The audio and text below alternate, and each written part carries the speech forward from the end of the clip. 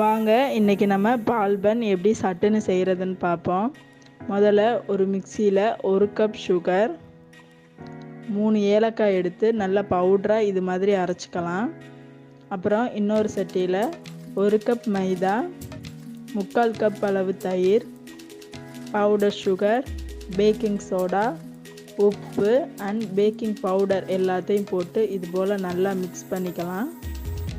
பால் தேவைப்படாது, ஏன்னா நம்ம தயிர் சேர்க்குறோம்ல அதனால்.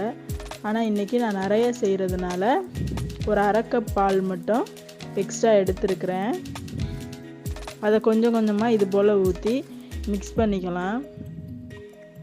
அப்புறம் லாஸ்ட்டு ஃபைனலாக வனஸ்பதி சேர்த்துக்கிறேன். நீங்கள் நெய் கூட சேர்த்துக்கலாம். அப்புறம் நம்ம இதை நல்லா மிக்ஸ் பண்ணிவிட்டு ஒரு 1/2 hour இல்லை 1 hour நல்லா ஊற வச்சுக்கலாம். நான் இன்றைக்கி 1/2 hour ஊற வச்சு நல்லா எடுத்துருக்கிறேன். அப்புறம் இன்னொரு சட்டியில் 2 கப் சுகர், 1 செம்பு தண்ணி சேர்த்து பாவு மாதிரி காய்ச்சிக்கலாம். பட் இதுக்கு பாகு பதம் தேவையில்லை, சுகர் கரைஞ்சால் மட்டும் போதும். நெக்ஸ்ட்டு இன்னொரு சட்டியில் எண்ணெயை ஊற்றிட்டு எண்ணெய் காஞ்சதும் சின்ன சின்ன உருண்டையாக பால் ஷேப்பில் இது போல் உருட்டி எண்ணெய் சட்டியில் ஒன்று ஒன்றா இது போல் போட்டுக்கிடுவோம்.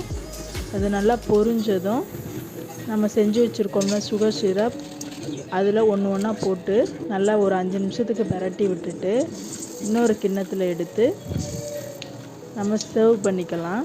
அப்புறம் என்ன, நம்மளோட பால் பன் ரெடி ஆகிடுச்சு. நீங்களும் வீட்டில் ட்ரை பண்ணி பாருங்கள். Bye bye.